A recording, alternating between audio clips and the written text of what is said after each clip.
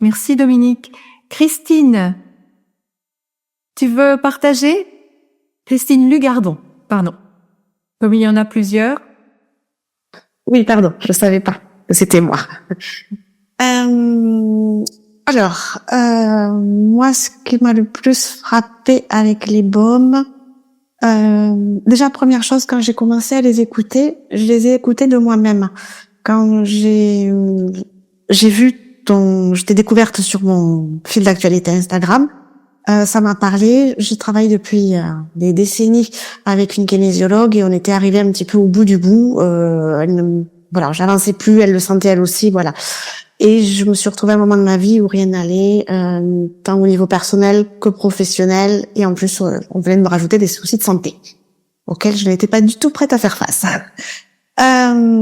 Donc j'avais beaucoup de colère en moi et des peurs paniques par rapport à mes problèmes de santé, en plus du reste.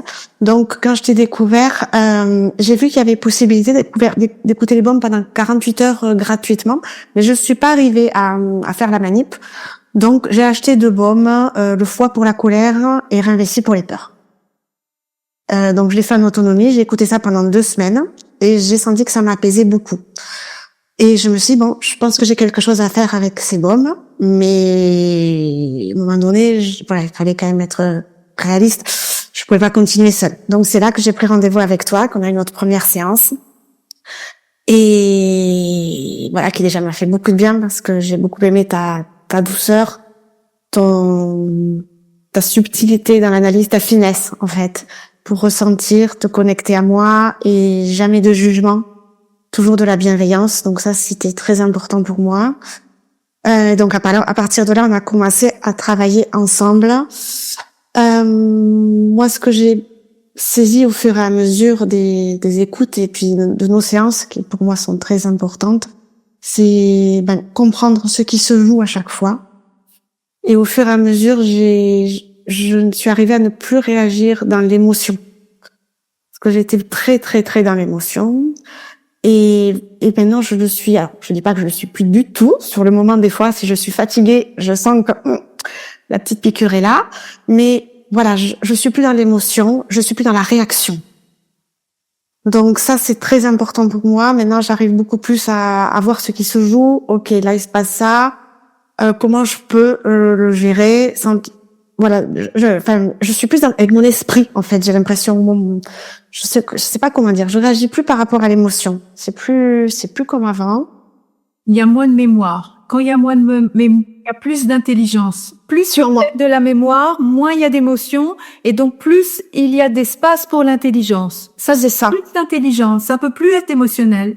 C'est ça. Je suis plus dans l'émotion. Et ça, c'est très surprenant ça a été, maintenant, je commence à comprendre. Mais ça a été très surprenant pour moi, parce que depuis toujours, j'étais beaucoup dans l'émotion, dans l'insécurité. Là, j'ai plus ce côté aussi insécurité que j'avais avant. Voilà.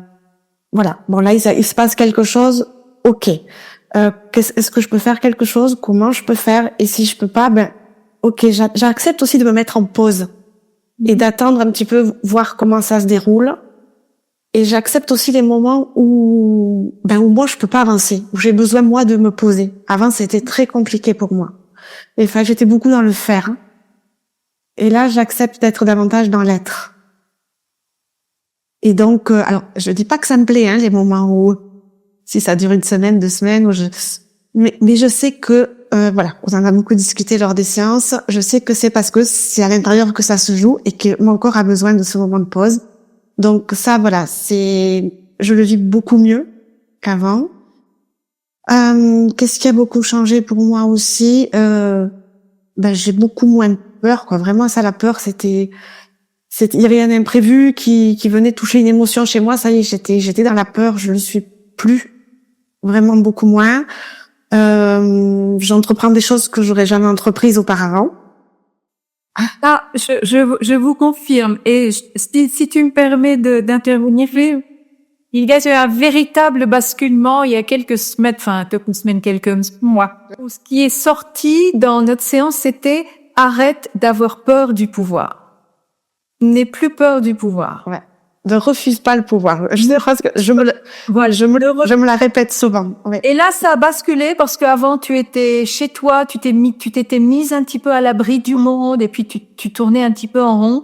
Et là, d'un seul coup, on est venu te chercher, tu t'es dit j'y vais pas. Et ça disait, n'aie plus peur du pouvoir, ne refuse pas le pouvoir juste, bien sûr. Et du coup, tu t'es mise à faire des trucs, à coller des affiches, à parler en public, à te photographier. Et il y a eu une Christine avant et la Christine 2.0. C'est ça. C'est un vrai changement. En tout cas, moi, je l'ai bien noté, ce changement. Oui. Voilà. Donc ça, je crois que c'est le changement le plus frappant depuis août 2024, donc qu'on chemine ensemble.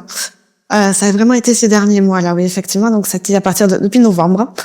Voilà, j'ai pris la parole en public. Moi, prendre la parole en public, c'était même pas envisageable, c'est même pas la peine d'en parler. J'ai fait des vidéos, j'avais jamais fait de vidéos, et c'était même pas dans le cadre de mon travail en plus. Hein, voilà, c'était pour une cause, on va dire.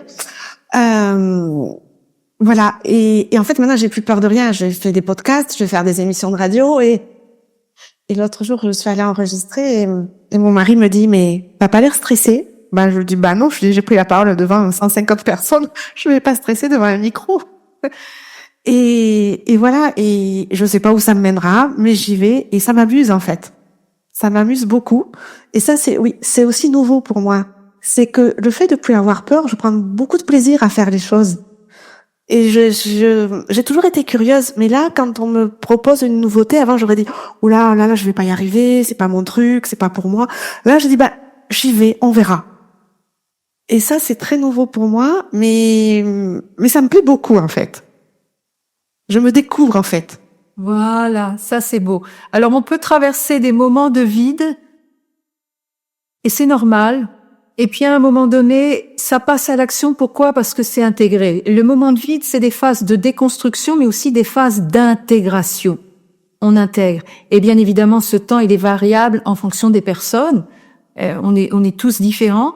Et puis à un moment donné, ça passe tellement par le corps, c'est tellement ancré que là, ça accélère. On vous fait des propositions, on vient vous chercher, et ça bouge sur le plan de la matière.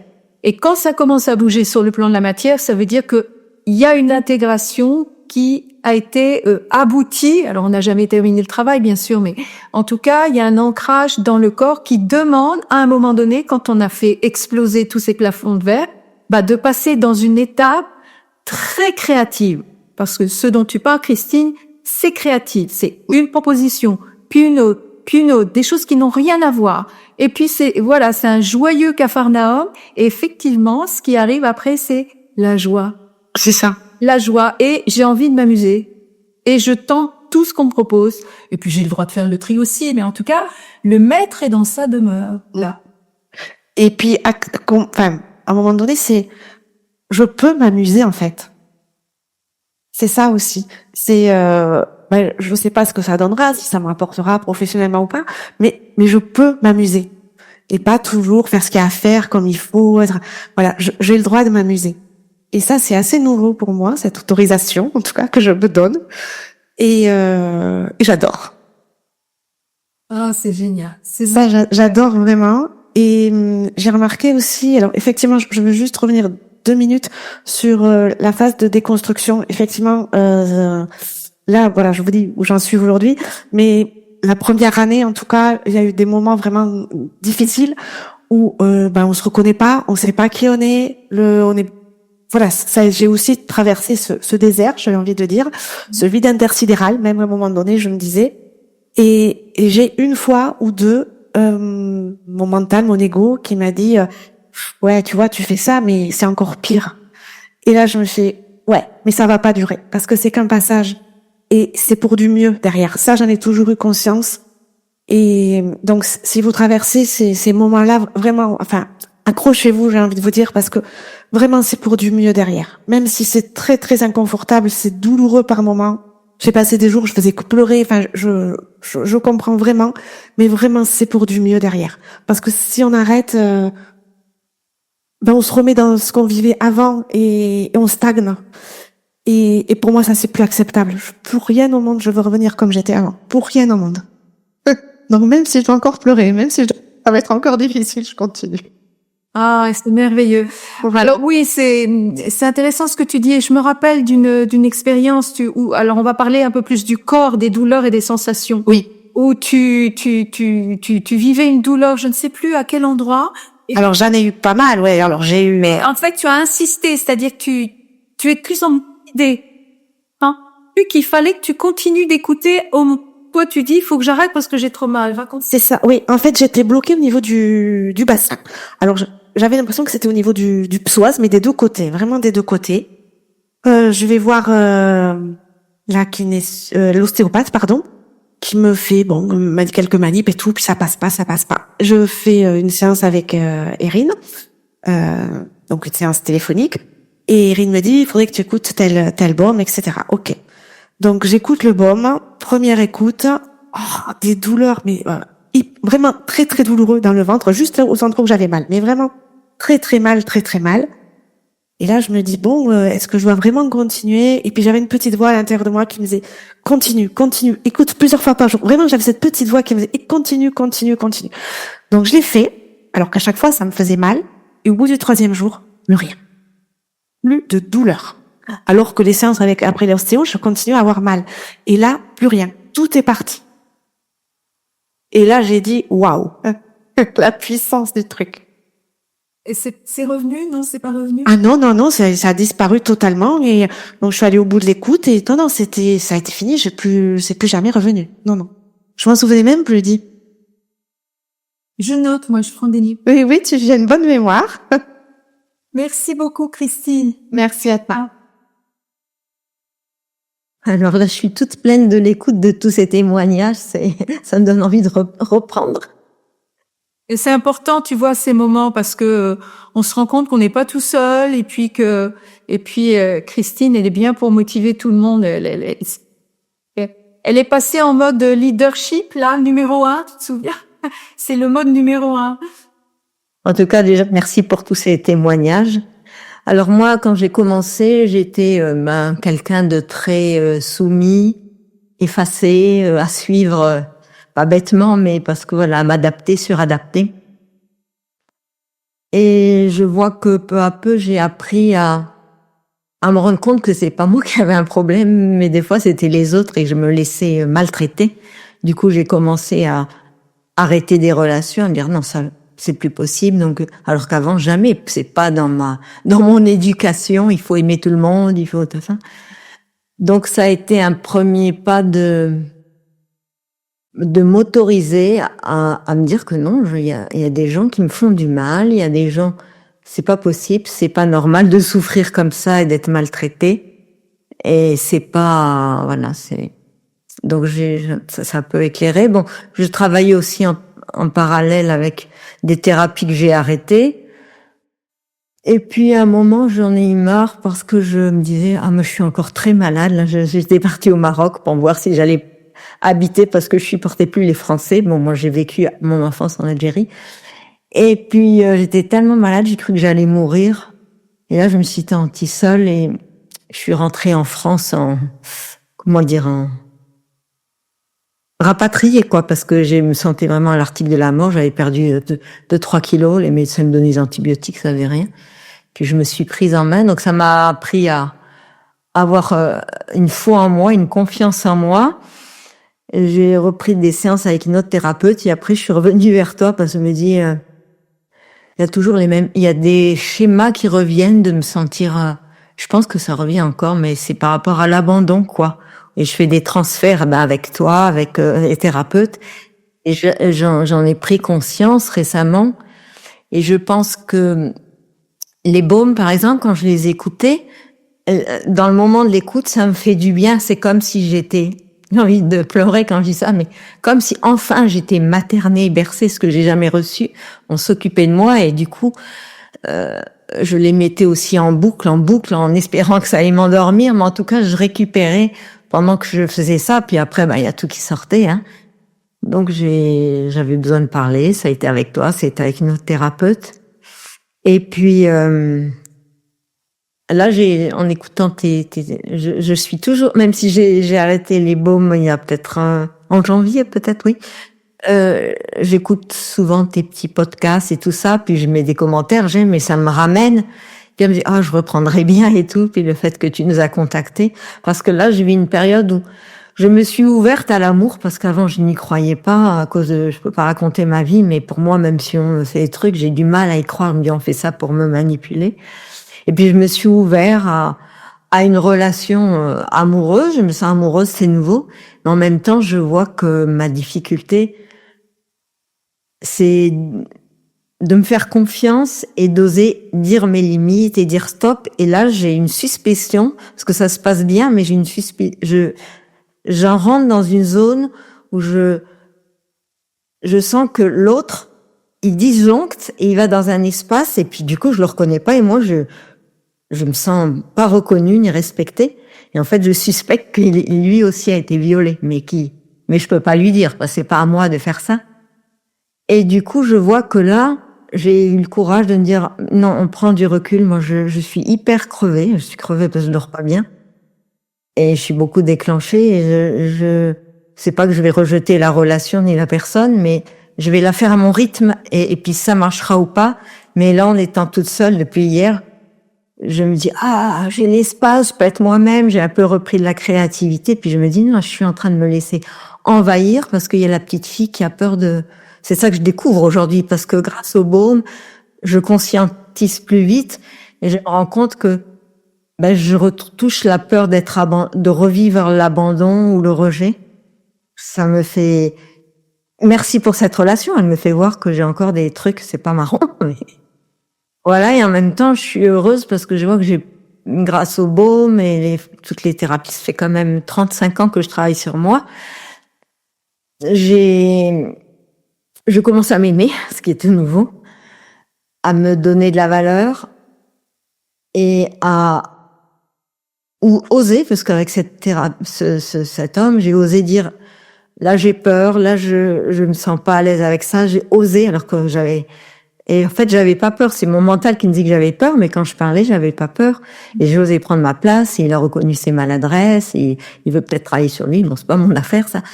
Mais du coup, je vois que j'ai progressé quand même, malgré ce que je pense de moi, de négatif, des fois en me disant j'avance pas. Si quand même, j'avance.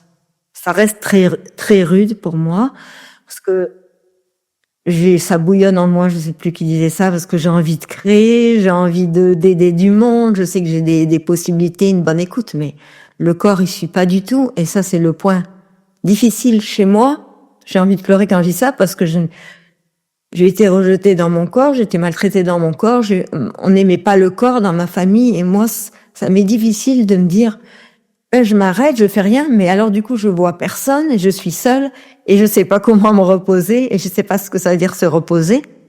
Mais par contre, même quand j'étais en relation, souvent, je disais, je vais me reposer, et ça me faisait du bien, puis je savais qu'il y avait quelqu'un. Donc, j'arrive maintenant, je sais plus qui de vous a dit ça, mais à prendre des temps de pause pour dire là, stop, je peux rien faire. Et puis, soit je m'endors pas, je cherche pas, mais je vois que quand je me lève, j'ai repris un peu d'énergie, quoi. Donc voilà, je peux pas témoigner d'un miracle, mais c'est des petits miracles au quotidien qui font que quand même, il y a du progrès. Ce qu'il y a, c'est comme je suis, entre guillemets, âgée, des fois je me sens impatiente. J'ai 67 ans, je me dis, mais il y en a marre, 67 ans de souffrance. Ras-le-bol, je voudrais maintenant.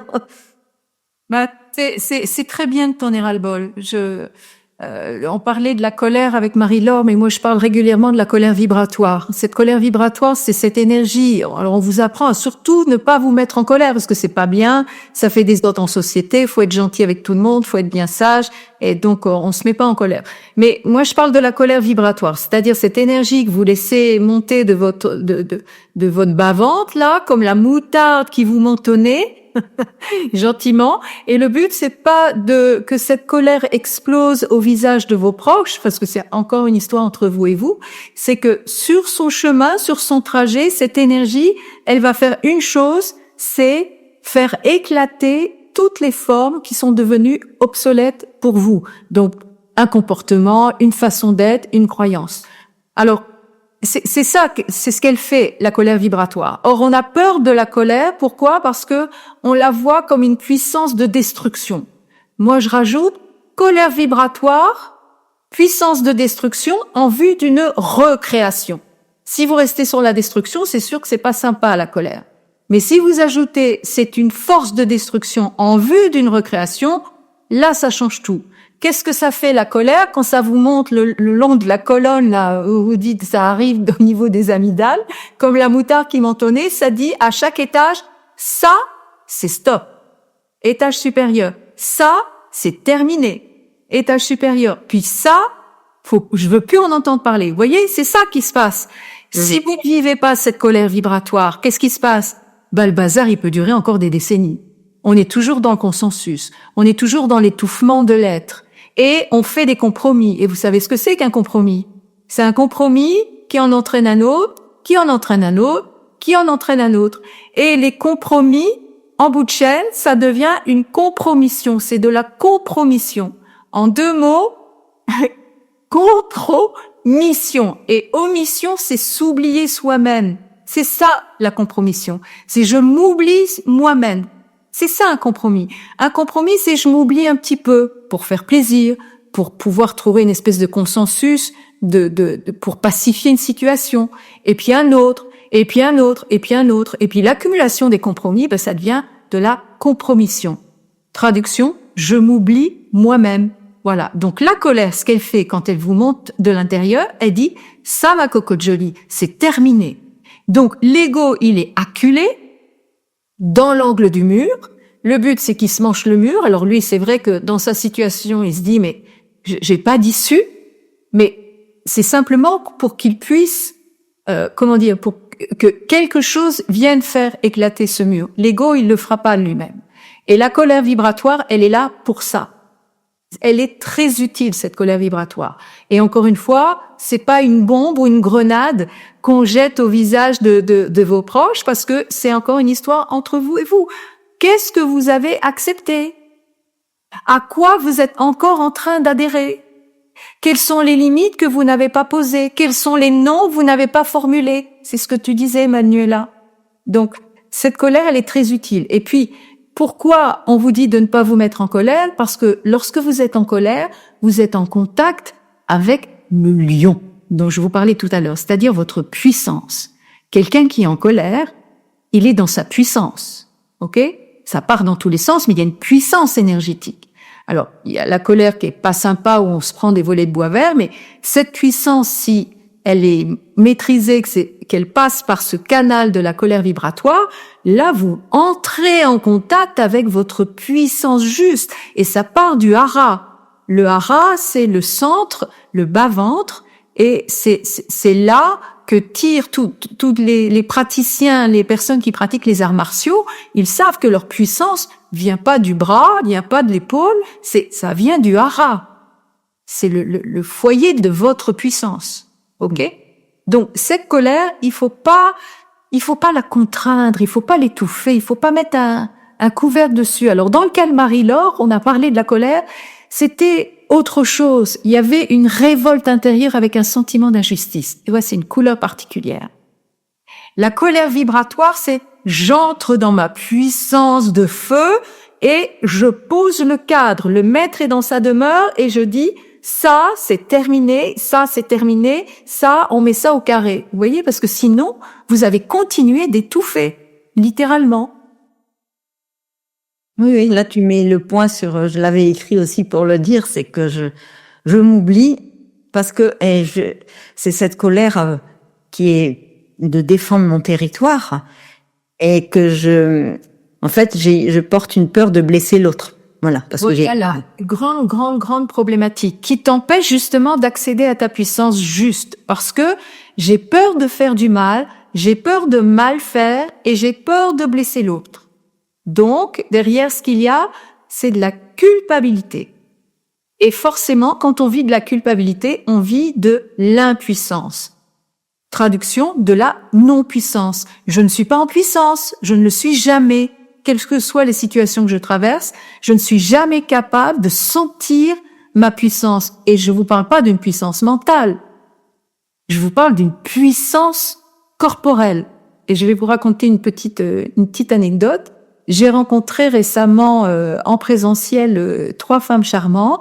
Elles se connaissaient entre elles, pas moi. Je me suis présentée, j'ai pris un petit peu d'espace parce que j'avais besoin de dire bah voilà, moi voilà ce que j'ai vécu, voilà ce que je fais, voilà. Et puis à la fin, comme j'avais pris un peu de temps, j'ai dit excusez-moi, j'ai peut-être pris un peu beaucoup d'espace. Et une des femmes m'a dit mais c'est normal, tu es habitée. Et alors là, j'ai réalisé ça qu'après coup, en rentrant chez moi, je me suis dit, mais en fait, ça n'avait rien à voir avec ce que je disais, si c'était intéressant ou pas intéressant.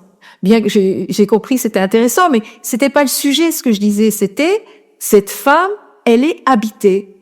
Et j'ai fait le lien avec le maître dans sa demeure. Et je vous parle d'habiter votre corps. Et cette femme qui ne me connaît pas me dit, t'es habitée. Et je me suis dit, ben voilà, c'est terriblement intelligent. Et c'est probablement ce que j'avais besoin d'entendre et de retenir de cette rencontre. C'est-à-dire que dans les faits, dans ce processus, à un moment donné, il y a quelque chose qui est là de manière monolithique. Ça cherche pas à plaire, ça cherche pas le consensus, c'est point barre. Et ça parle avec l'énergie nécessaire du moment. Et c'est toujours très énergétique. C'est très fort dans l'énergie.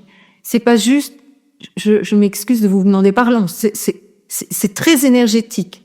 Et ce qui ressort de cette rencontre, c'est, elle est habitée. J'ai dit, bah voilà, moi, mon travail, c'est d'aider les gens à être habités, c'est-à-dire à habiter leur corps, à entrer dans leur puissance d'être incarnés et faire des êtres qui sont littéralement habités. Et c'est pas le sujet de savoir ce que vous faites, si vous le faites bien, si vous le faites mal, si vous êtes compétent, pas compétent, on s'en fout. C'est où vous êtes habité ou vous ne l'êtes pas. Ça résume tout. Vous voyez? Et pour ça, ça nécessite de faire exploser les plafonds de verre, de rentrer dans son corps, de rétablir le maître dans sa demeure et en fait, on parle de, comment dire, d'avoir des possessions ou d'être en possession de ses moyens. C'est ça le maître dans sa demeure. Il est en possession de ses moyens. Et c'est ce que tu vis, Christine, actuellement, Christine Dugarnon. C'est ce que tu vis, toi. C'est que je me sens dans mon corps, mais et partout où je vais, ça se voit. Et il n'y a pas de compromis. C'est juste je suis.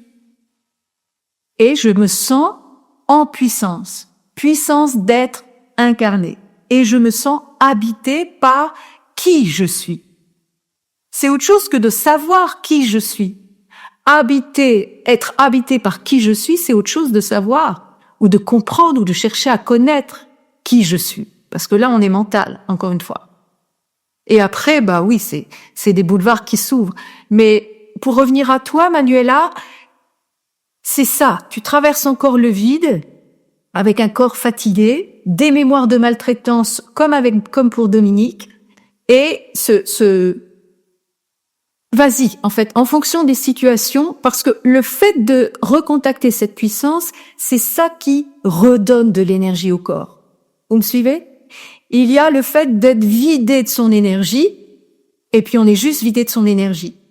Et quand on arrive, et on est incapable de rien, forcément, quand on est vidé de son énergie, on se sent littéralement impuissant.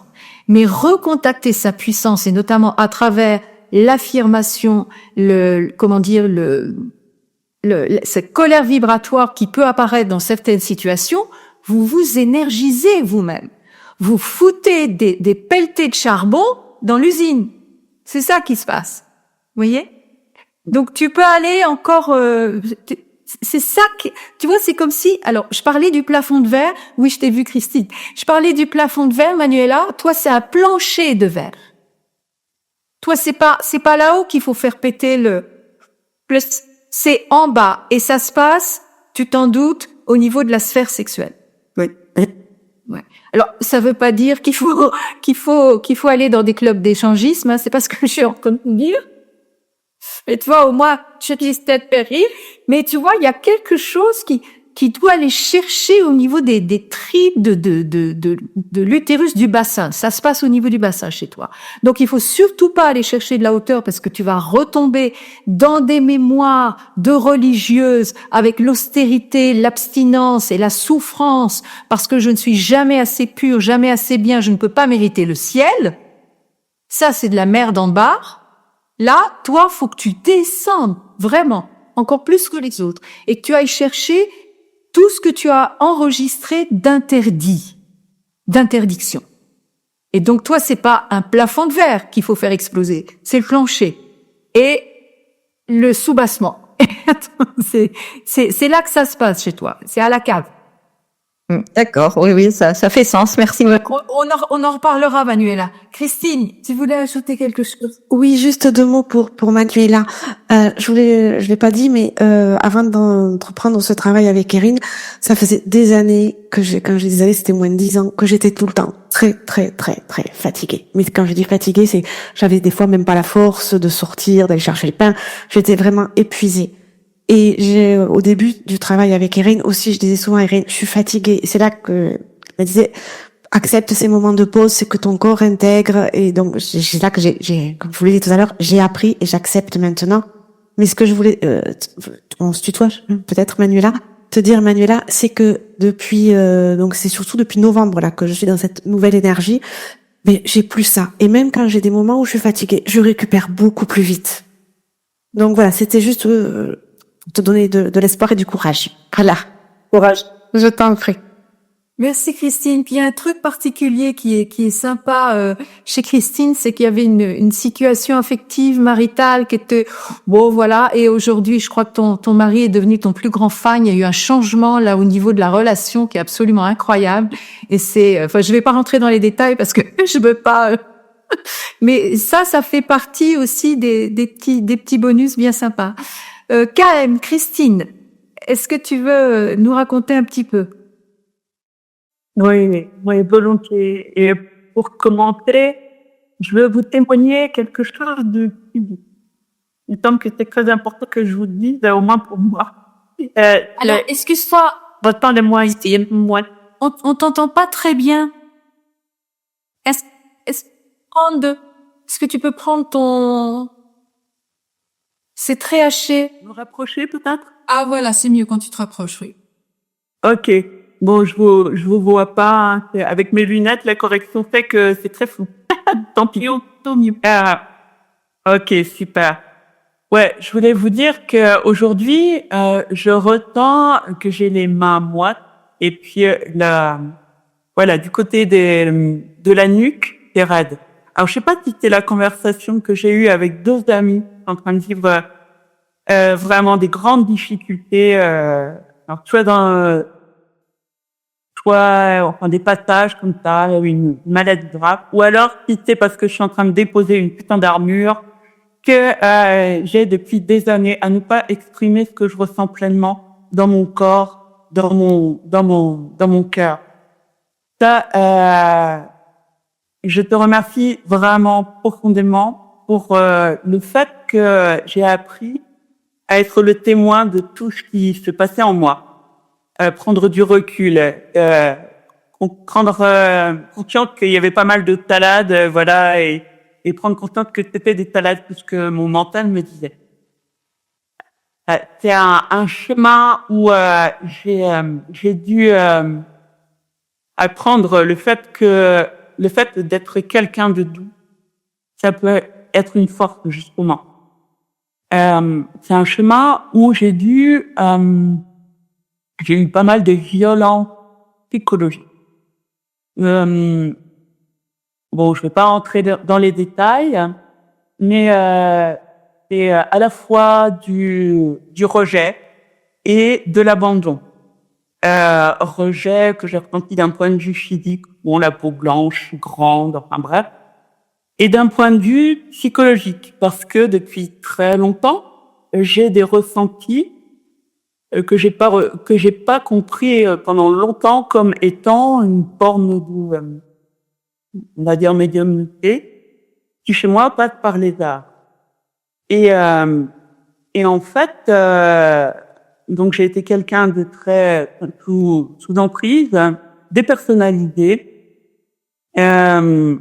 et très doux. Mais à l'époque, c'était vraiment un rôle que j'avais endossé. Et petit à petit, j'ai compris que pour moi, c'était une valeur. La douceur, c'est un combat. Et je trouve quelque part. Parce qu'on peut réagir, voilà, un peu dent pour dent et non. Et j'ai ressenti que il fallait que je continue de ce côté-là.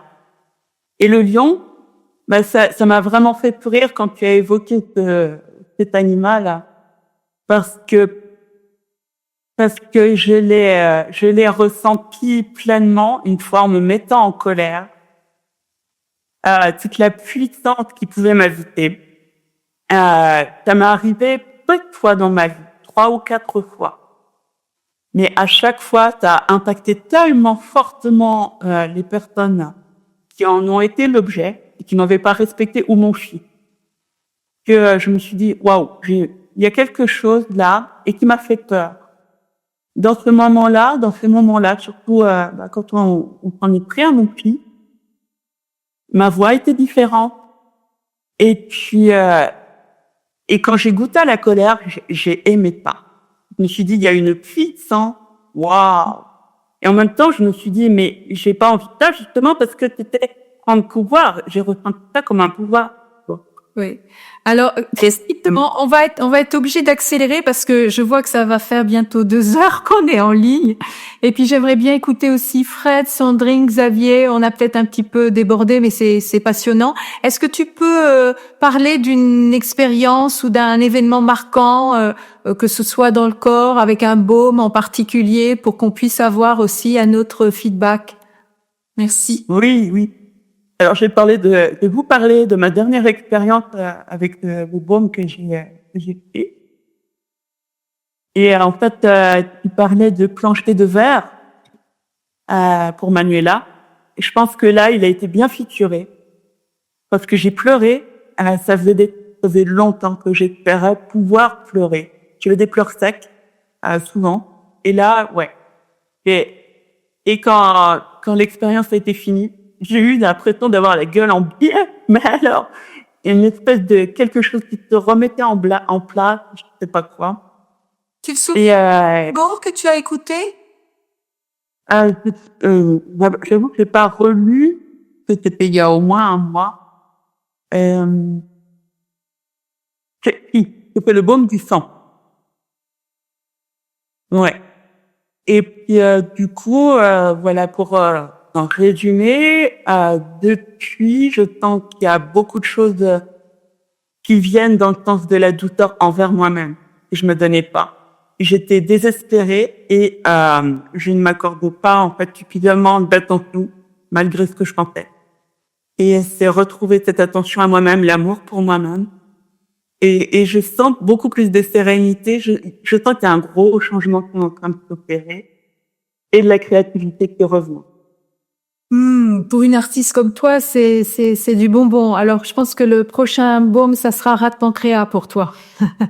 Pour aller vers encore plus de douceur et d'apaisement. Merci beaucoup. Merci, Kaen. Alors, Fred, tu vas pouvoir faire synthétique. Je sais que j'essaierai de un peu mieux gérer le temps la prochaine fois. C'est un régal de vous écouter puis de partager. Vous voyez, les gens ont envie de dire ah oui mais moi aussi j'ai vécu ça. T'inquiète, ça va aller mieux après. C'est sympa, mais vous voyez ça fait bientôt 2 heures. Alors raconte-nous, Fred. Moi quand j'ai commencé les baumes, j'étais alors moi j'ai du mal à m'exprimer. Je disais, je me réjouis d'être un peu comme Christine plus tard parce que j'espère que voilà. Et donc moi j'ai un peu du mal en public. Et donc, tout ça pour dire quand j'ai commencé les baumes, ça faisait bien 10 ans que j'étais dans un marasme, très profond.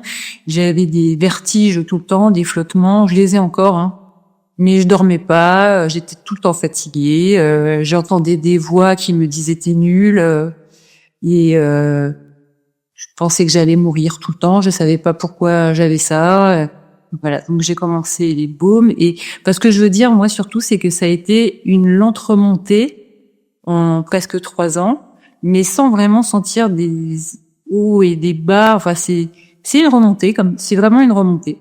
Et je remarque que moi aussi, ça fait quelques mois, peut-être aussi, je sais pas, septembre, octobre, novembre, que ça va mieux. Enfin, j'ai aussi atteint ce palier. Et je suis beaucoup plus joyeuse. J'ai encore un peu de vertige, mais je suis beaucoup moins fatiguée. Enfin voilà, ça va beaucoup mieux. Enfin c'est incroyable. Que je- Et c'était quand tu as fait La Voix d'Erin, quand tu as commencé à parler de renverser la table, en fait, c'est là qu'il y a eu un gros changement, en fait. Où aussi, j'ai eu cette colère du ça suffit, ça suffit, en fait. Je veux plus entendre ces voix, en fait, qui me rabaissent tout le temps, qui me disent que je vais pas m'en sortir, que ceci, que cela. En fait, c'est vraiment, j'ai eu l'impression de donner un grand coup de pied au fond de la piscine et de remonter et à ce moment-là, je me suis dit si tu remontes pas maintenant, tu t'en sortiras jamais, t'es une espèce d'alcoolique. J'avais cette image je voulais pas être comme une alcoolique qui est accro à son malheur, à son mal-être. Et c'est vraiment cette image d'alcoolique qui m'a permis de m'en sortir et j'ai plus voulu accepter la moindre voix, en fait, qui me dit, tu peux pas y arriver, c'est vraiment ça, quoi. Dès que j'entends une voix qui me rabaisse, je l'insulte, je lui dis, dégage, va te faire foutre, je veux pas t'entendre. Ça marche super bien. Ça marche vraiment super bien. Alors ça, c'est vraiment l'illustration, Fred. Bravo. Tête qui revient dans sa demeure et qui dit « Toi, tu dégages, toi, tu dégages. » Exactement, mais c'est vraiment ça. Parce que si le maître n'est pas dans sa demeure, je vous le rappelle, une demeure sur ce plan matériel, il se passe deux choses quand il y a personne à l'intérieur. Un, elle dépérit. Deux, elle est squattée. Dépérit, fatigue, gna gna gna. Et elle est squattée, vous avez toutes les entités qui vous tournent autour puis qui s'inscrivent. Oui, c'était ça. Comme s'ils étaient chez eux. Et la pensée, je vais pas avoir le temps de développer, mais on développera à chaque fois qu'on se rencontrera des points un peu plus spécifiques. La pensée, c'est le siège de la manipulation mentale. On pense pas, on est pensée. On ne pense pas, on reçoit une pensée par le truchement de notre mental. Mais parce que ça dit « je suis une mère », par exemple, ou « je ne peux pas y arriver », parce que ça dit « je », on pense que ça vient de nous. Mais pas du tout. C'est un « tu » déguisé en « je ». C'est de la manipulation. Donc c'est un « tu » qui avance masqué. Voyez? Mais en fait, c'est pas vous. Aucun être intelligent, connecté à son esprit, ne s'infligerait une telle souffrance. Ça n'a aucun sens. Donc, la manipulation, c'est de croire que vous pensez ça de vous-même. Non. Vous recevez la pensée. C'est pas la même chose. Mais vous êtes convaincu que c'est vous. Et donc, forcément, vous consentez à, je suis une mère, je peux pas y arriver, je n'en sortirai jamais. Voilà. Et donc, tu fais très bien. C'est un sujet en consultation qu'on a beaucoup abordé. Oui. Deux choses. Soit vous tapez, effectivement, c'est un bel exemple. On renverse la table. On dit stop. Ici, c'est chez moi. Vous n'êtes pas autorisé à déverser vos ordures astrales dans ma psyché.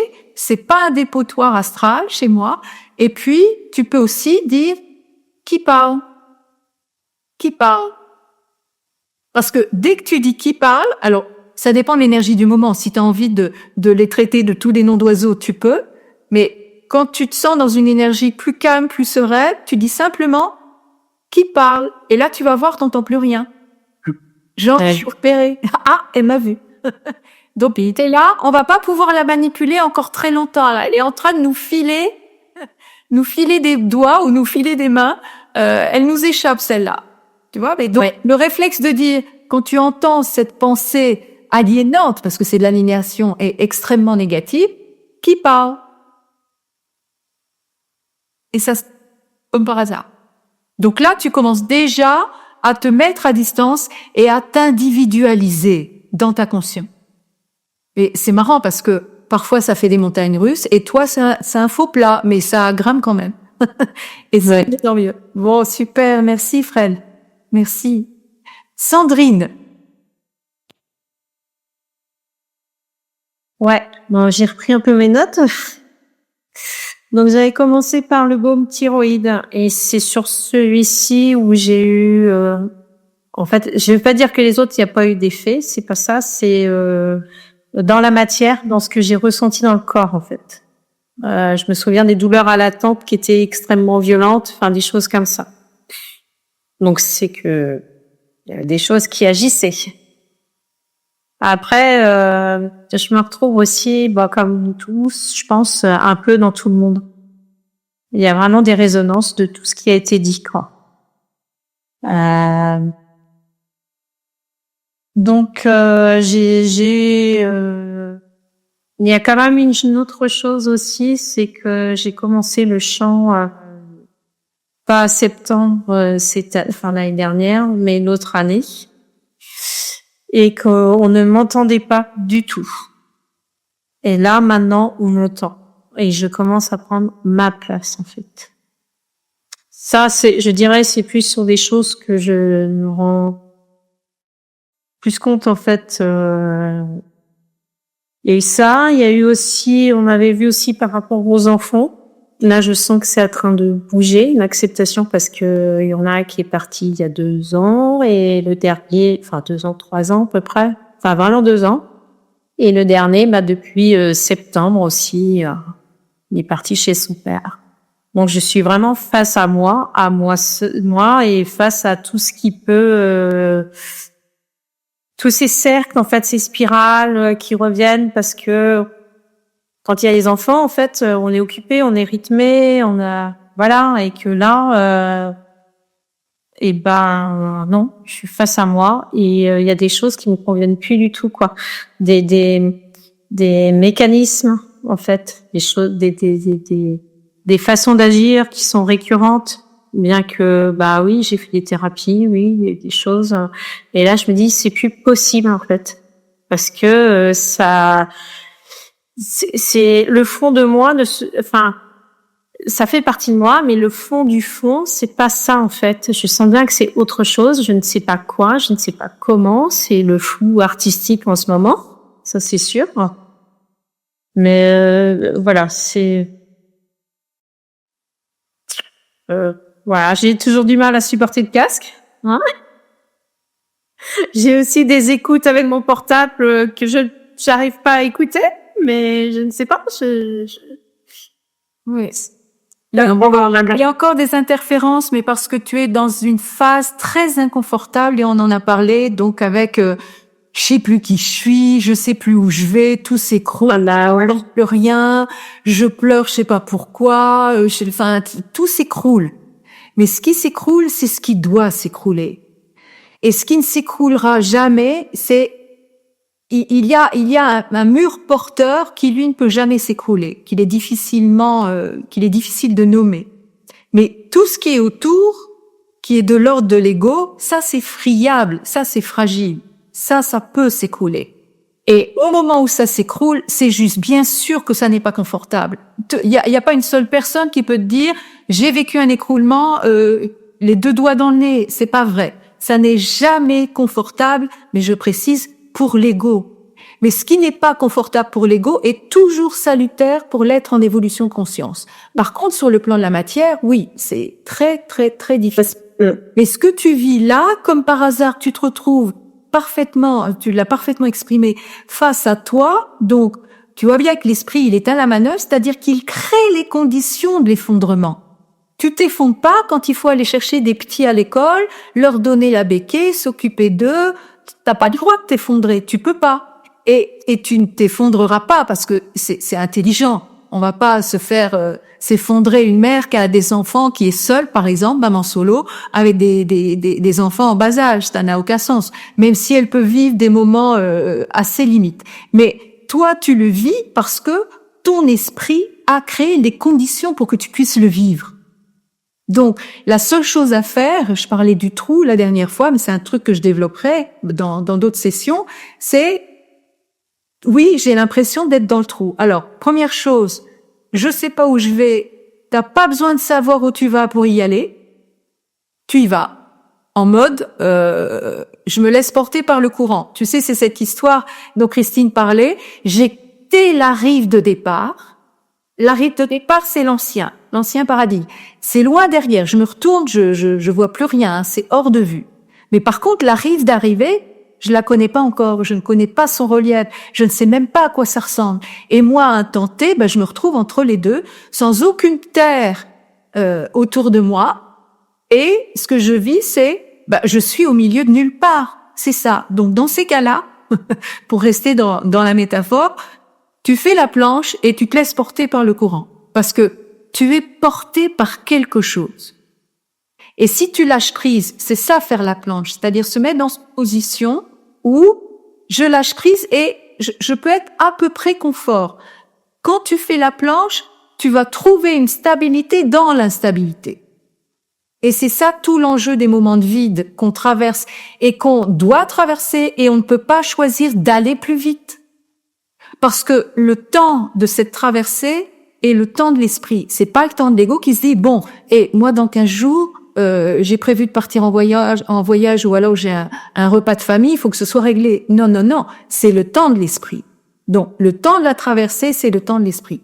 Par contre, dans cette instabilité, par le SAV ou toute autre chose, mais enfin, mon job, c'est vraiment de vous accompagner, de vous porter quand plus rien ne vous porte, quand tout s'effondre, quand vos jambes ne vous portent même plus, quand vous avez l'impression que le sol, la terre se dérobe sous vos pieds, eh bien, voilà, c'est ça. Moi, je vous aide à faire la planche et à trouver une forme de stabilité dans cette instabilité, pour que vous puissiez trouver une sorte d'équilibre dans cet effondrement.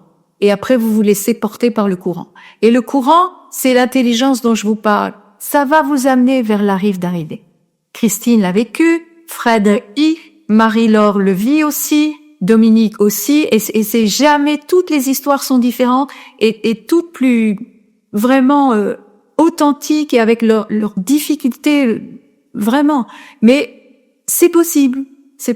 Et mon job, c'est de vous dire, c'est droit devant. C'est droit devant. Donc, tu fais la planche, tu te laisses porter et ça va s'ouvrir, ça va se dégager.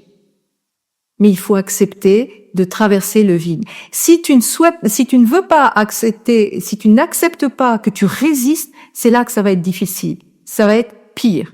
Donc le mieux, plutôt que de s'agiter, tu sais, je suis au milieu de nulle part, donc je m'épuise. Alors il y a la tête qui reste hors de l'eau, mais tu es en mode survie. Donc en dessous, sous la surface de l'eau, tu as 2 bras, 2 jambes qui s'agitent dans tous les sens pour se maintenir à la surface.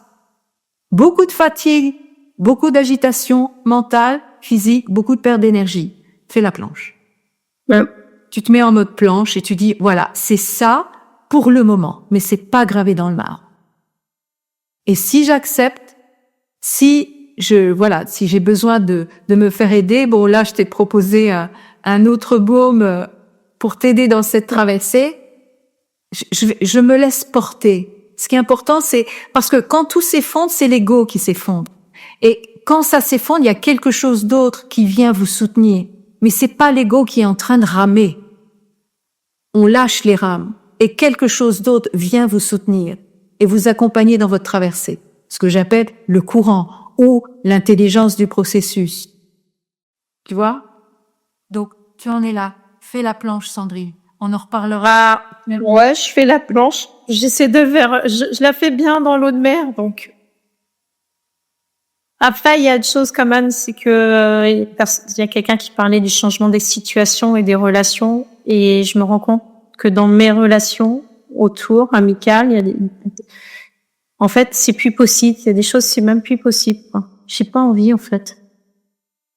Je vois bien que oui, d'accord, je suis dans cet état-là, mais j'ai besoin de profondeur et de sincérité. Et que certaines, elles sont ce qu'elles sont, hein, c'est pas un jugement, hein, mais de jouer avec qui je suis, ça ne me va pas. Et ça, je l'ai vu, et du coup, pouf, ça s'arrête, quoi. Voilà. Et il y a quand même des choses. Ça fait partie de l'effondrement. C'est-à-dire, ça s'écroule intérieurement, mais autour de toi, ta structure sociale s'effondre, elle éclate. C'est un double effondrement, intérieur-extérieur. Et là, ça nous ramène à je sors des compromis et des compromissions. J'arrête de faire ce qu'on attend de moi et je me respecte. C'est ça. Ouais. Plus de compromission. Et plus de compromission. J'arrête de m'oublier dans les situations. Et donc ça dit, ça, c'est plus possible. Et tu n'as pas besoin de te justifier, parce que là, on est toujours dans une culpabilité de je suis obligé de me justifier. Non. Là, quand j'en parle comme ça, mais après, la personne, j'en ai pas parlé. C'est fait naturellement. Ça se fait naturellement. C'est en train de se faire, de se décrocher petit à petit. Bon. Ça se fait, voilà, parce que moi, parce que je me repositionne et que, voilà, j'ai envie de me sentir, comment dire, ça me porte, en fait, quand je suis avec quelqu'un, que je me sente bien, quoi. Donc, voilà, c'est des petites choses comme ça qui, l'air de rien, sont quand même là. Je vois ce que ça se met en place, quoi. Donc, c'est un changement vibratoire, hein. Et forcément, quand on change de couleur, de note, eh bien, autour, ça s'harmonise. C'est-à-dire, les anciennes relations s'éloignent, ou alors toi, tu fais en sorte de ne plus les alimenter. Ouais, même si on n'est pas à l'aise avec certaines personnes, il y a une partie de nous qui alimente le lien. Tu vois? Et là, tu l'as dit très bien, Sandrine, et tu es consciente de ça. Ça se décroche. Donc, tu es bien dans un effondrement en vue d'une recréation. C'est un reparamétrage total avec un changement vibratoire intérieur qui commence à s'inscrire à l'extérieur. Et bien sûr, quand on est au milieu de nulle part, c'est pas confortable. Mais tu vas faire la tranche. Merci Sandrine, merci du fond du cœur. Et je sais à quel point ce que tu vis est vraiment pas agréable, mais très juste en même temps. C'est prodigieusement juste et intelligent là où tu en es. C'est pour t'amener plus loin, pour t'amener dans un état d'être et des situations qui sont beaucoup plus ajustées avec qui tu es, ton essence fondamentale. C'est en cours. Donc forcément, tout l'ancien, ça vole en éclats. Ouais, tout à fait. Et puis, comme je disais, parce que là, je suis arrêtée, pour mettre un peu la situation, là, en fait, oui, je suis un peu dérangée, mais je ne suis pas catastrophée parce que je me dis, c'est un temps, voilà, c'est pour moi, je suis là, je suis en vie, en fait. Je suis en vie. Donc, je sais pas la suite. Mais une chose est sûre, je suis en vie.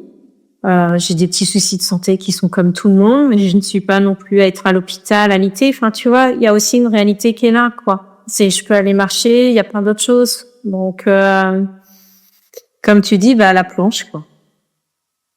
Voilà, la planche. Bon, on en reparlera, Sandrine. Merci. Ouais. Alors, on va terminer par l'homme de la soirée. Xavier, on t'a fait un petit peu patienter. Merci à toi. Alors, raconte-nous un peu. Je disais tout à l'heure, notre premier échange, ça concerne plutôt la relation, que j'étais un peu conflictuel avec Auria, ma fille aînée. Ce qui est, moi, je suis quelqu'un plutôt serein et avec qui vivait peu de conflits. Par contre, avec Auria, on en avait quand même. Et je veux dire qu'en l'espace de un an et demi, l'évolution a complètement changé parce que je m'entends très bien avec Auria. C'est réciproque. Hein, et puis à tel point qu'il y a 6 mois, Marie-Laure a pas pu venir avec nous, mais je suis parti avec Auria pendant 2 semaines et demie en Thaïlande et c'est super bien passé. Donc comme quoi, il y a de l'espoir dans cette évolution. Alors, il y a 2 ans, j'aurais jamais pensé que j'aurais pu partir 2 semaines et demie avec Auria dans un pays étranger, sans qu'on ait de conflit ou de tension. Voilà. Alors après, moi, ce que je voulais dire, c'est quand même un message d'espoir. Et puis, quels sont les changements qui ont pu avoir lieu quand même, quand je dirais, en dehors des relations que j'ai avec Auria. Les changements, je les mettrai à 3 niveaux. Premier niveau, c'est au niveau du quotidien. Alors moi, j'ai un métier qui fait que j'ai beaucoup de contacts avec les gens. Hein, je vous dis, j'ai une trentaine de personnes, plus avec ma direction, tout ça. Et je trouve que quand je regarde très rétrospectivement, et bizarrement, au moment où j'ai connu Erin, on a commencé à travailler ensemble, je changeais de service, et j'avais un service tout nouveau que je ne connaissais pas. Je dirais que il y a une évolution. Le travail que j'ai pu faire avec Erin a généré une évolution des relations. Et j'ai beaucoup plus de fluidité au quotidien et beaucoup moins de tension avec les gens avec qui je travaille. Voilà. Alors que j'ai pas de conflit, hein, mais c'est beaucoup plus fluide, on va dire, on parle de fluidité à ce niveau-là. Je dirais la fluidité, c'est plus intense. Les relations, je trouve qu'elles sont plus intenses. Et plus sincères. Voilà. Intense et sincère. Deuxième changement, je dirais, c'est dans la façon de voir, de mener ma vie. Façon de mener ma vie, maintenant, elle repose sur un triptyque. Ça, c'est grâce à Erin. C'est le premier, c'est faut prendre des décisions. Alors, j'en prends tous les jours. Faut qu'elles soient justes et intelligentes. Alors, c'est compliqué parce qu'il faut savoir où est-ce qu'on peut être juste et où est-ce qu'on peut être intelligent. Mais ça, on n'a même plus besoin de réfléchir. Quand on est dedans, là, j'en parlerai après parce que c'est Erin qui m'a appris ça. Comme le processus intelligent, faut faire confiance. Voilà. Faut être juste dans son axe, comme dit Erin. Une fois qu'on est lancé, on y est. Il faut essayer de prendre la décision juste, évidemment au bon moment, et intelligente. Je dirais la deuxième chose, par un positionnement, par exemple en tant que chef de service ou en tant que parent, c'est être maître de sa demeure. Ou même en tant qu'époux, c'est être maître de sa demeure. C'est un moment, il faut laisser du temps à soi et on ne peut pas venir empiéter sur notre territoire. Voilà. Il y a des limites à fixer dans la vie, dans les relations avec les gens, il y a des limites, se laisser du temps à soi aussi. Et ça, c'est quelque chose que j'avais plus ou moins, mais qui n'était pas encore affirmé complètement. C'est grâce à Erin que j'ai pu le mettre en place complètement. Et puis après, quand j'avais parce que j'ai dit que j'ai pas trop de conflits, mais il y en a quand même dans la vie d'humain. Le conflit, on a tendance à mettre la cause du conflit sur l'autre. Même si c'est plus simple déjà, ça nous rend un peu, on transfère notre responsabilité sur l'autre, et en même temps, ça ne remet pas en cause. Or, je pense que le conflit qui était entre moi et Auria, c'était un conflit, non pas entre moi et Auria, mais c'était un conflit entre moi et moi. Et ça, j'ai eu du mal à le comprendre, parce que c'est contre nature, on va dire. C'est contre nature, parce que je pense que notre ego nous renvoie sur l'autre, alors que c'est nous. Ça peut être nous le problème. Je dirais, peut-être pas tout le temps. Erin dira, c'est toujours le cas. Mais en tout cas, faut bien l'intégrer, que c'est une histoire entre soi et soi, entre moi et moi. Et ça, c'est quelque chose qui m'a fait beaucoup avancer, parce qu'à chaque fois qu'il y a un problème, c'est pas une histoire entre moi et l'autre, c'est une histoire entre moi et moi. Qu'est-ce qui résonne chez moi? Qu'est-ce qui va pas chez moi pour que ça se passe comme ça? Et je trouve que l'approche, pour moi, elle était toute nouvelle. J'avais jamais entendu parler de ça. Et ça fait énormément progresser quand on a trouvé ça. Quand on a trouvé, déjà quand on a intégré cette notion et qu'après on a travaillé sur ça. Et puis le troisième point, c'est un point plus général. Toujours un problème, c'est pas un problème, c'est plutôt des questions existentielles. Après, il y en a qui se la posent, d'autres qui se la posent pas. Moi, je me suis toujours posé qui suis-je et pourquoi je suis ici. Voilà. Pourquoi je suis sur la Terre? Qu'est-ce que j'ai à faire ici?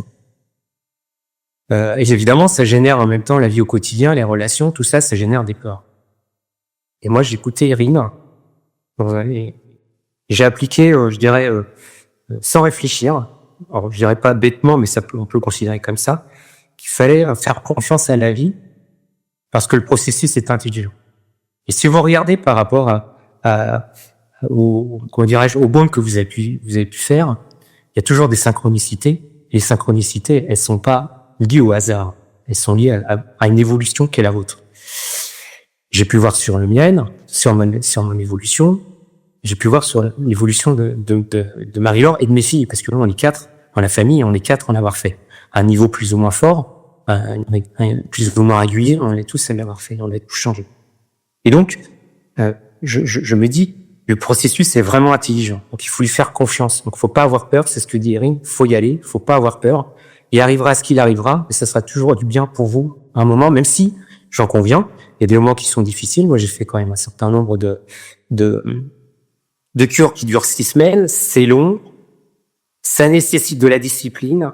Ça nécessite du temps en même temps, de l'investissement, la réintégration, l'intégration et de la fatigue, des problèmes qui arrivent, mais je parle de mon expérience, j'en sors toujours plus fort quelques mois après qu'avant. Voilà. Et alors, je dirais dans le troisième, par rapport au troisième principe, c'est que à partir du moment où vous faites confiance à la vie et vous n'avez pas peur, alors il y a des personnes qui m'ont dit qu'elles n'avaient pas peur, et je dis que c'est très bien, continuez comme ça. C'est qu'on passe du contrôle, parce qu'on va contrôler notre vie, à la maîtrise des choses, à la maîtrise de notre vie. Et ça, c'est quelque chose que j'ai aussi appris avec Erin. C'est que j'étais dans le contrôle, de par mon métier, puis peut-être parce que ça sécurise aussi en tant que parent, ça sécurise par rapport à l'enfant, ça sécurise par rapport à notre vie, tout ça. Parce qu'on a quand même plus ou moins du confort matériel, confort moral, ça sécurise. Mais passer du contrôle à la maîtrise, ça libère de l'énergie, ça libère de la charge morale et de la charge mentale. Et ça vous laisse du temps à vous. Ça vous laisse du temps, ça vous libère. Je veux dire, vous n'avez pas l'esprit, vous avez l'esprit libre, voilà, complètement libre. Voilà, je voulais témoigner par rapport à ça pour vous donner un peu d'espoir, parce que je trouve que c'est une évolution qui est positive. Et puis l'effet marquant ou important qu'on a pu vivre. Alors c'est moi qui veux le dire parce que Marie-Laure Malo elle voulait en parler aussi, mais moi elle m'a laissé gentiment en parler. C'est tout à l'heure j'ai parlé d'être maître dans sa demeure. Nous, il y a un peu plus d'un an, on a vécu une expérience. On habite à Cholet, à côté de la gare, où c'est quand même assez passager. Et c'était en mois de février, on était pendant les vacances, et on était avec Céliane à Havane. Et on a un appel téléphonique le soir. C'est notre voisin qui nous appelle et qui nous dit, je crois qu'il y a une tentative de vol chez nous. Et donc il nous explique, et puis il nous dit, il nous rappelle, il nous dit, il y a une effraction chez vous, mais personne n'est rentré chez vous. Une effraction de la sécurité, personne n'est rentré chez vous. C'est au moment où il sortait de son garage, il sort pas le soir. Une amie est arrivée chez lui, il sortait de son garage pour sortir sa voiture. Juste au moment où il sort de sa voiture, il tombe sur deux hommes qui veulent rentrer chez nous en cassant la serrure. Et bizarrement, c'est pas bizarre, c'est les synchronicités, on va dire. J'avais fait un baume comme elle conseillait Irine, et on travaillait sur être maître dans sa demeure. Alors sur le coup, évidemment, vous êtes dans la réaction, vous dites qu'est-ce qu'on fait, téléphone à la police, tout ça, non. Mais une heure, 2 heures après, une fois que vous avez résolu les problèmes matériels, vous dites pourquoi ça arrive. Et c'est parce que on devait être maître de notre demeure. Voilà, on était maître de notre maison, ce qui voulait dire, là c'était une question physique, que personne ne pouvait rentrer chez nous tant qu'on leur donnait pas l'autorisation. Voilà, c'est comme ça qu'on l'a perçu. Je pense que c'est la vérité, c'est la synchronicité. C'est quelque chose qui était parlant. Voilà. Merci Xavier, c'est vraiment un beau. Oui, je me souviens de cette anecdote que tu m'avais partagée, c'est vraiment super. Alors la particularité avec toi, au-delà du fait que tu es un homme et que ils sont quand même rares à écouter les beaux, il y en a quand même quelques-uns. Je lance un appel d'ailleurs à ceux qui regarderont cette vidéo, venez nous rejoindre là pour qu'on ait un petit peu de parité dans les rencontres autour des beaux. Mais la particularité avec toi, c'est que quand on échangeait, t'as pas de problème physique, t'as pas de problème en fait. Mais par contre, tu es un performeur. C'est-à-dire que tu fais du sport. Enfin, je sais pas si tu en fais ou toujours, mais tu as fait le sport, c'est voilà. Et puis dans ton métier, avec ce besoin de performer, de driver des équipes. Donc, vous voyez, on est vraiment dans une énergie totalement différente, avec pas d'énormes problématiques, mais avec une énergie de manager qui va bien. Et un jour, je t'avais posé la question, rappelle-toi Xavier, je t'avais dit, mais quelle est ton intention? Pourquoi tu écoutes les baumes? Tout va bien dans ta vie? Enfin, et tu m'avais dit, parce qu'il faut évoluer ou parce qu'il faut s'améliorer. Et je t'avais dit, mais qui a besoin de s'améliorer? Qui a besoin de performer? C'est l'ego. L'ego, lui, il veut devenir la meilleure version de lui-même. Vous voyez, donc lui, il va ajouter des compétences. Il va faire des formations. Il va en ajouter. Il veut devenir la meilleure version de lui-même. Mais on se fout de savoir...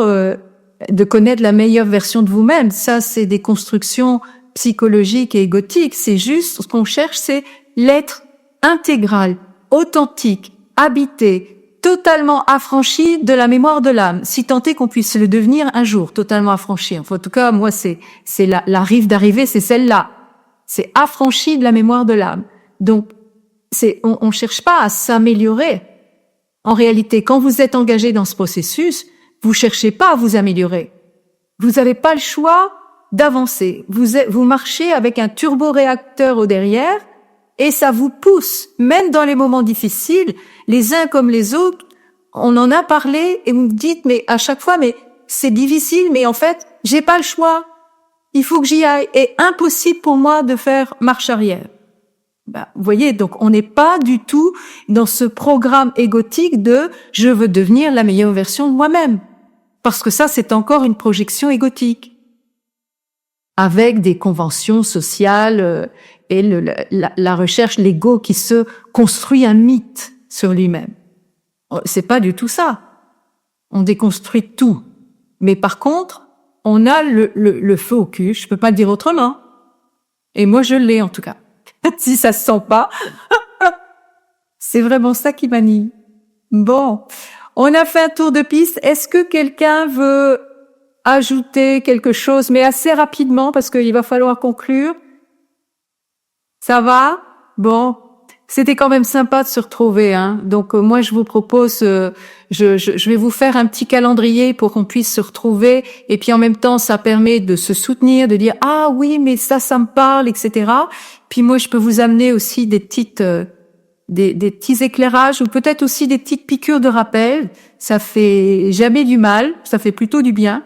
Alors ce que je voulais vous dire, c'est que je prépare une chose.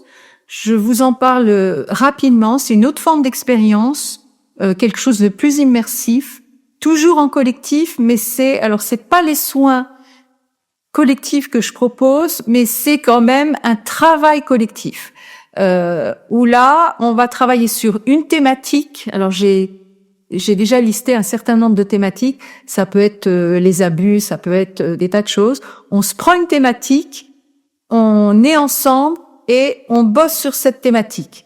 Mais on bosse sur cette thématique à travers l'écoute des baumes. Donc je vous fais écouter les baumes, donc casque, on ferme les yeux, on écoute un baume. Qu'est-ce qui se passe? Petit retour. Il y a quelque chose qui remonte. On traite. Vous savez les traitements que je vous propose en direct, en consultation. Et puis on va plus loin.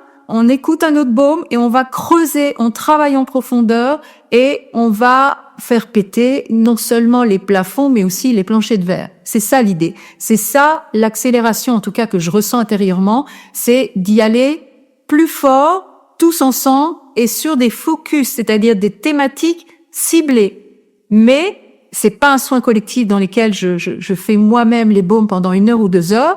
Je vous cible un baume, on l'écoute ensemble. Après, on échange, on fait le point, on démonte la construction qui est en train de remonter. Et puis, si quelqu'un vit un inconfort, on l'accompagne, on se dit, on va privilégier ce que vit, je sais pas, Manuela, par exemple, et puis on va écouter un autre baume spécifique, puis on avance comme ça. Donc, je vous glisse ça dans l'oreille, j'appellerai ça Tenso Expérience. Donc, c'est vraiment, on est dans le corps et on est dans le travail. On bavarde pas, même si là on a bavardé, mais je sais qu'il y a un travail qui se fait dans le subtil, mais là on est clairement, on rentre, on fait le travail, on fait le job. Ok? C'est ça un peu l'idée des Tenso Experience. Encore une fois, la fréquence, 1 fois par mois, le dimanche, j'aime bien, à partir de 17h, parce que c'est plus facile pour s'organiser, on n'a pas le job, les courses, etc. Et puis pour nos amis canadiens, parce que j'ai quelques personnes aussi au Canada, mais aussi en Suisse et en Belgique, peuvent nous rejoindre avec le décalage horaire.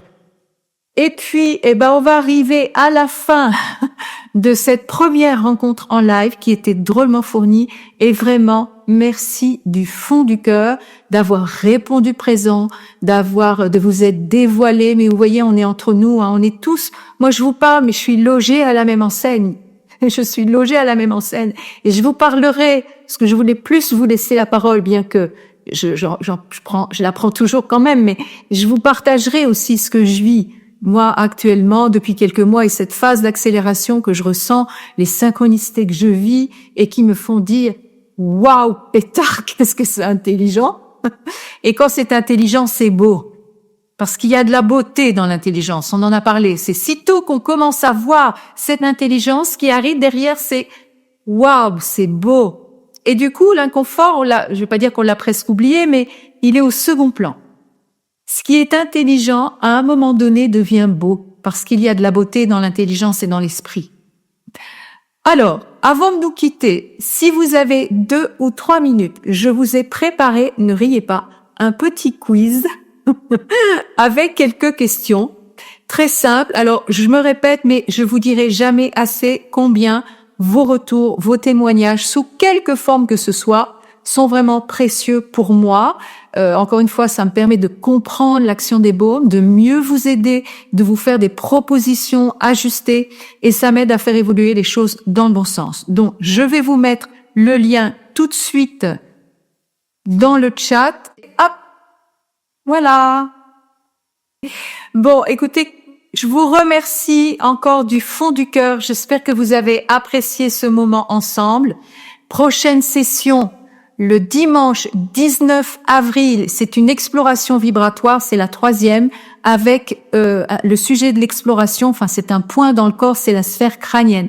Donc dans les soins, je le rappelle, je me déplace d'un point A à un point B dans le corps, et dans les explorations vibratoires, on travaille en profondeur, donc on choisit un espace et on creuse. Épiderme, sous-derme, plan cellulaire, plan atomique, plan subatomique.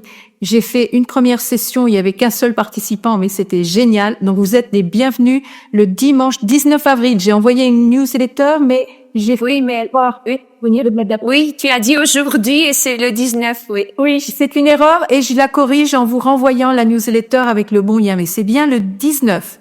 Et on se retrouve aussi le 10 mai, le dimanche 10 mai, pour une nouvelle rencontre autour des baumes, comme on l'a fait aujourd'hui. On passe en revue et puis on creuse, on partage et on passe un bon moment ensemble. Merci. Eh bien, merci du fond du cœur, merci pour votre présence, merci pour votre confiance, merci pour votre écoute. Je vous souhaite une belle soirée, une belle fin de dimanche, une belle semaine et au plaisir de vous entendre et de vous voir prochainement. Ciao, ciao. Merci. Au revoir tout le monde. Merci, Erin. Au revoir tout le monde. Au revoir.